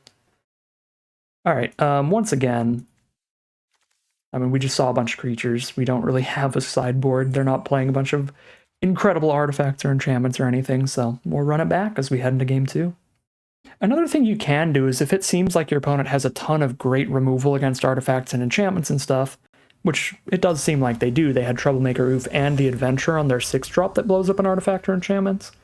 Then you can like edit your deck a bit and try to lower the amount of artifacts and enchantments and put in a lot more creatures of flesh and blood. But again, we just don't have the quantity of sideboard cards to do things like that. We don't have quality creatures that we're not already playing. But I could see that being a thing for this matchup if we did have the options, swapping out creatures like Gingerbrute for creatures that aren't artifacts or enchantments.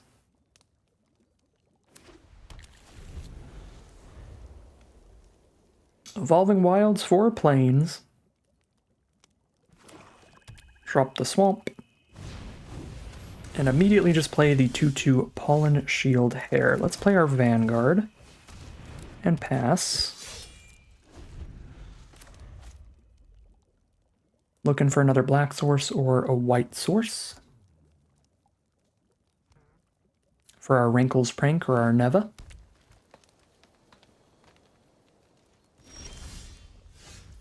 Another green source is going to be completely useless for us. Any more forests are just flood at this point. We need black sources and white sources. Tap the Vanguard. Scry 1, draw a card? Sure. Guess I'll get my free Gingerbrute damage in and still hold up a Candy Grapple. Because they might have some adventures that put rolls onto their creatures or something, and we can get a 2-for-1 kill later by grappling during their turn instead of our turn.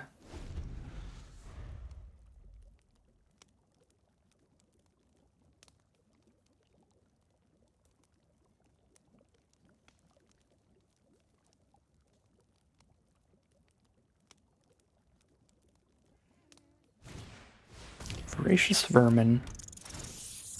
Alright, well, we probably just grapple the Vermin at this point, stay mana efficient here, rather than not spending the mana on that, so that if I do top deck a Swamp or Plains, I can dump all my mana in that.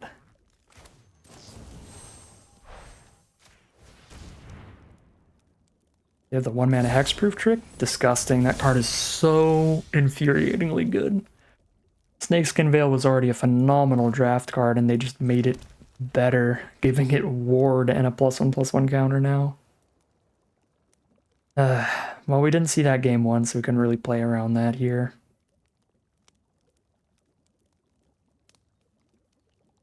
Does really suck, though.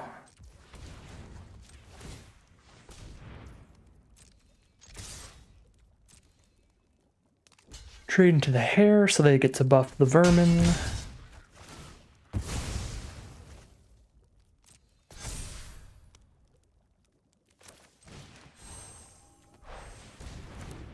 Might get crushed by some mana issues this game. It's looking to end in that way. Kind of like we're on a mulligan to 5 if we never find the mana for these 2 cards. Just starting down 2 cards automatically. Our opening hand had 1 swamp in it, so I think this keep was reasonable. I think the keep we were assuming is basically like a mull to 6. We plan to cast everything but Neva. Not finding that second swamp, though, could really come back to bite us. I was not accounting for that. I was planning on drawing another swamp.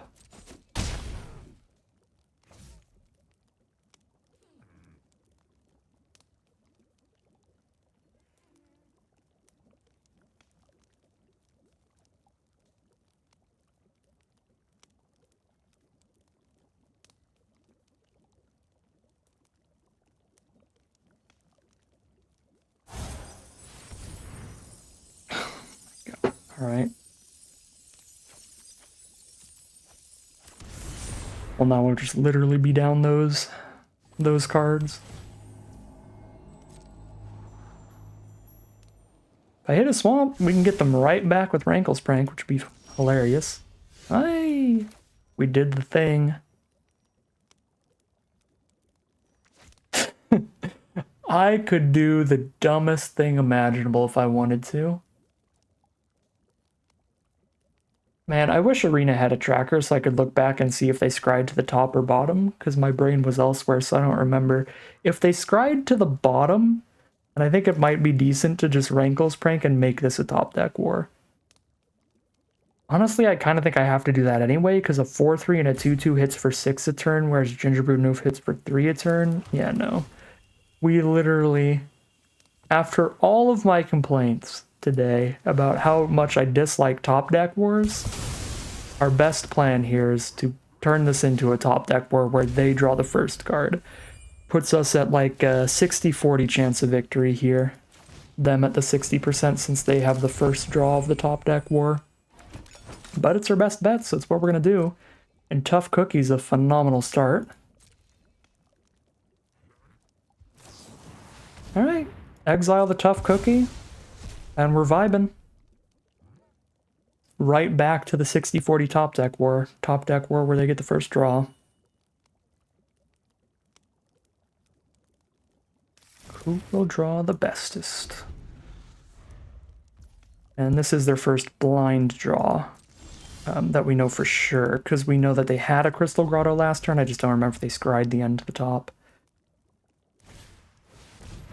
Alright, stockpiling Celebrant with no other permanents on board isn't that great.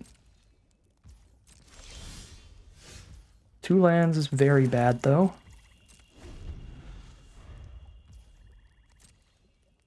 It's starting to look like 2 lands for our opponent as well. Nope, just a main phase 2 lookout. Okay.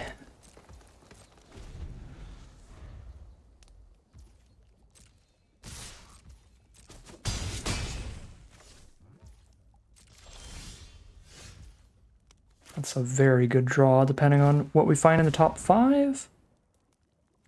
Voracious Vermin. I have to take Genealogist, even though it'll be the only creature on board, since it can actually block Lookout without dying.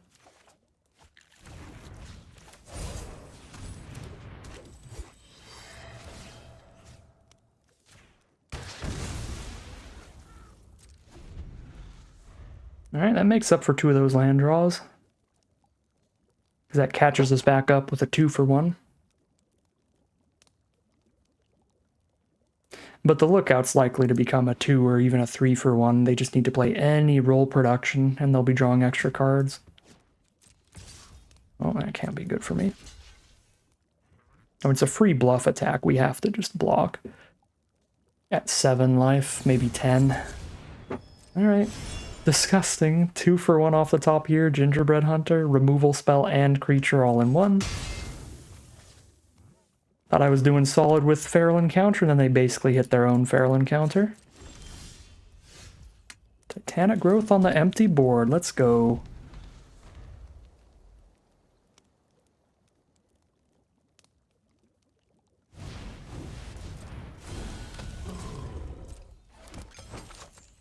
Keeping this for bargain still, just in case we hit a Brave the Wilds or something, then that's a 3-3 instead of no creatures. Nice. Guess now I can bargain a Utopia Sprawl instead. Our 1 white card's already in our grave. Double check our adventures. I'm pretty sure we don't have any white adventures. Nope, it's all green and black. Yeah, so we just...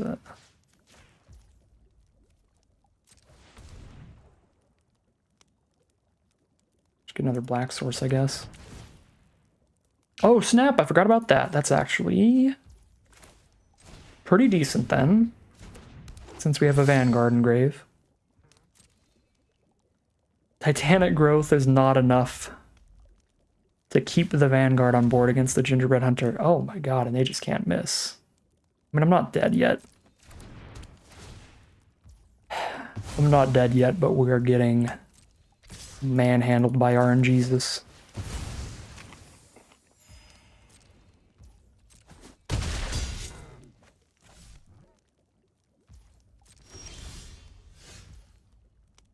That's a single 3-3.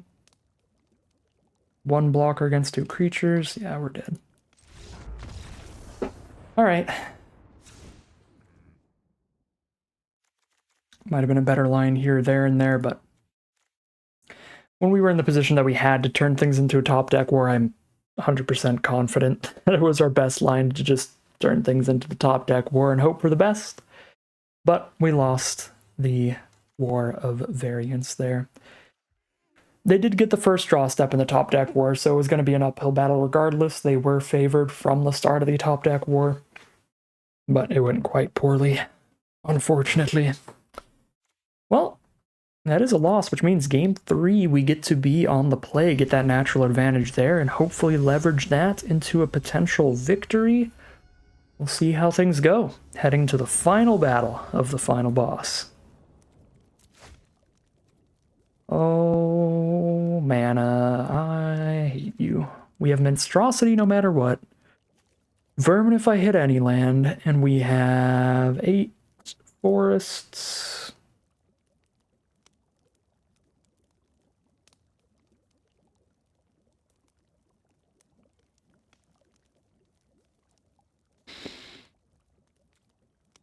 8 forests, 33 cards. I got a mulligan.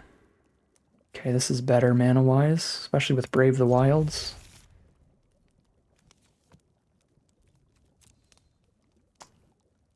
Actually, I'm not sure if I even Brave the Wilds turn 1. It would get the mana commitment out of the way. But if I can bargain with it later, it puts us back up a card. We have no double green. We have one double green card in this deck, the Feral Encounter. If I Brave the Wilds turn 1, it's definitely for Plains.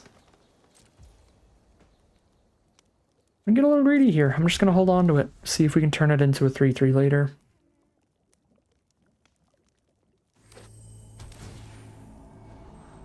Crystal Grotto, Scry to the bottom. Turn 1 from our opponent.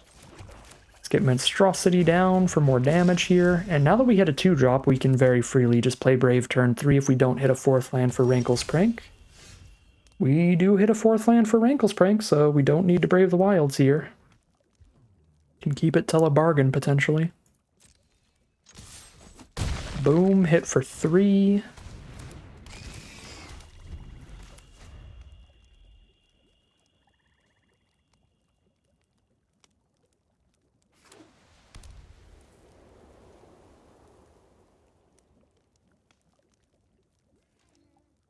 We're just going to pass the turn. There's a Shatter the Oath once we hit our 5th land. Shatter whatever blocker they play. And then we've got the bargain fodder for Brave the Wilds.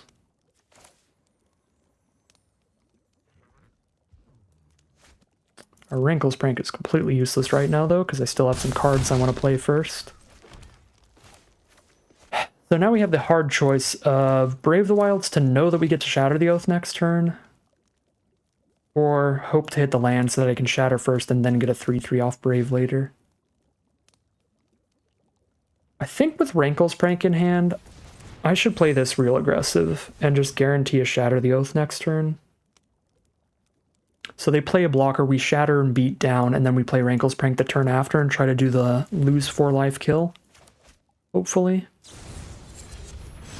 Alright, Gingerbread Hunter 2/2, that's chill.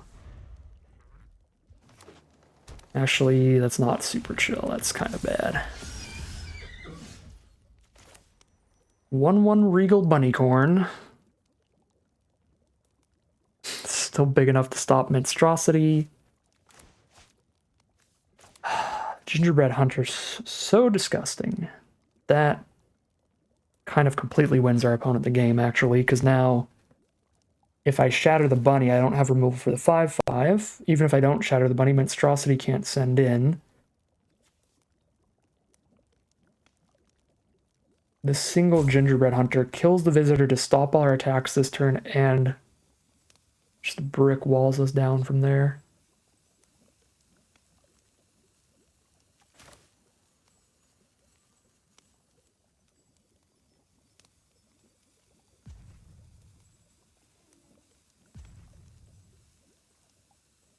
And then even if I wait,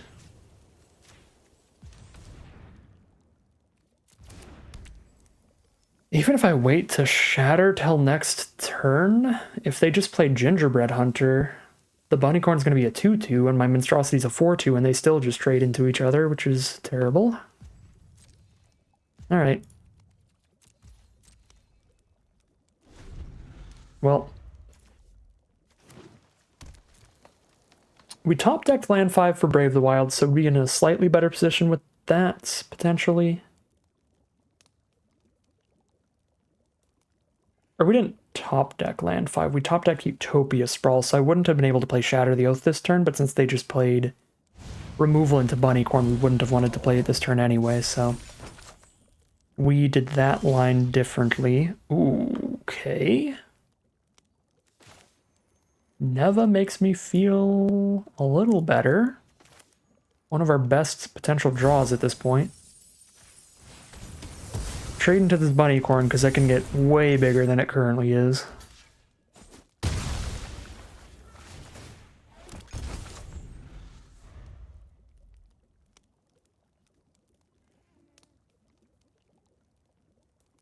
I've got the mana to play Neva and Monstrosity in the same turn next turn. My Utopia Sprawl! Well, now I have to top deck a land to do that. I'm not going to say beautiful here because I still don't really want more lands, but does give us a solid use of all of our mana this turn. So I'm not going to say it was a bad draw. I don't think that was a bad or good draw, really. Land or non-land would be solid for us here. They got the mana for Vanguard. Gross. Alright. Sugar Rush.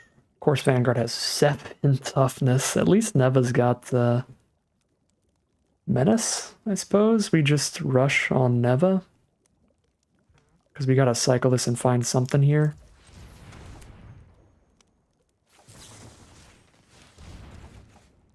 Find another Monstrosity. And then I can Rankle's Prank to kill Vanguard and another creature trading Monstrosities up.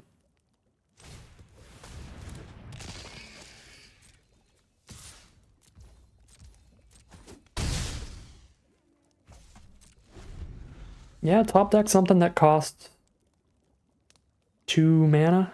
And then we just play that and then play Rankle's Prank, make them discard 2, lose 4, and each player sacks 2 creatures. If we top deck like a 2-mana creature, that could be incredible. Might be our best Rankle's Prank of the day, potentially. If we're lucky here, we cross our fingers. Hold all the mana up. Well, there is a 2-drop. But the 2-drop could find a kill on the Vanguard, just using it as a combat trick. They have 5 cards in hand. They definitely have sorcery speed creatures in hand, so the only thing that makes sense here is them holding up like instant speed removal or something, so I think I'm supposed to make them do something first. We just like send in with Neva, get them to tap out. Like, I can theoretically send in with everybody and then buff a Monstrosity to be big enough to trade into Vanguard, but if I try to Titanic Growth on a Monstrosity, they're just going to kill it in response, and it's going to play pretty terribly. Because then I won't have 2 creatures on board for Rankle's Prank anymore, which is also why I don't want to just immediately Rankle's Prank, because then they just use an instant speed removal spell on a Monstrosity, and then Rankle's Prank makes me sack Neva as well. I guess I'm probably supposed to send in the whole team, because if I just get them down to 4, then they also die to Rankle's Prank, and this is already threatening to put them down to 4, so I'm just going to say, okay. If they cast an instant to try to kill one of the things that's hitting them, I'll Titanic Growth in response. Okay, so then Titanic Growth into Rankle's Prank finds lethal.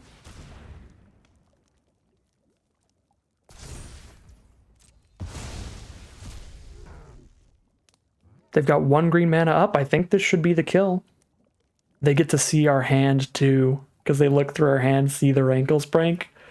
That's going to be so tilting for them. They are not going to like seeing that. All right. Really, really, really, really happy with how I played out this last turn. There were a lot of ways to play out this last turn that would have played horrifically because they had the instant speed removal. If I just tried to find a kill on the Vanguard, if I just tried to pre-combat Rankle's Prank, anything like that would have played really disastrously, so I think that was about as good as we could have manufactured a win in that last turn, and it did get there. We are 3-0 in this traditional draft, getting the full prize out of this Wilds of Eldraine traditional draft, which is fantastic. I did not think this deck was that great. There's certainly a lot of filler creatures in here, not a lot of great removal. The biggest thing that it's lacking is excellent top end, like Hamlet Gluttons or any big bombs at the top. But just a lot of consistency overall. Nice mana curve. Solid fixing with Utopia Sprawl, Return from the Wilds, and Brave the Wilds for the Neva. Just played out nice and consistently. Yeah, still had a good Candy Grapple here for removal, a good Shatter the Oath. Good Curse the Werefox. Yeah, we had good removal spells. We had 4 solid removal spells. A few of them I would call excellent, like Feral Encounter and Candy Grapple. But yeah, like Troublemaker Oof is whatever, Wicked Visitor is whatever, Ginger Brute's kind of whatever in this deck. Vermin doesn't do anything crazy in the deck, Genealogist doesn't do anything crazy in the deck. Just a lot of reasonable cards mashed together into a consistent pile of green, black, white splash good stuff. Does get there in the end. So our prizes are going to be 2,500 gems, 2 playing points, and 6 packs of Wilds of Eldraine. But that is going to end today's video. As always, I'd like to thank my patrons and YouTube members for their support, as well as you for watching the video. If you're interested in seeing some more videos like this, you can always like, comment, and subscribe to tell the YouTube algorithm to send you some more in your recommended feed. If you'd like to catch me live, you can check out the Twitch channel in the link in the description below. And if you'd like to support the channel directly, you can check out the Patreon link in the description below. But other than that, as always, thank you very much for watching, and I'll see you again soon for some more Magic Arena.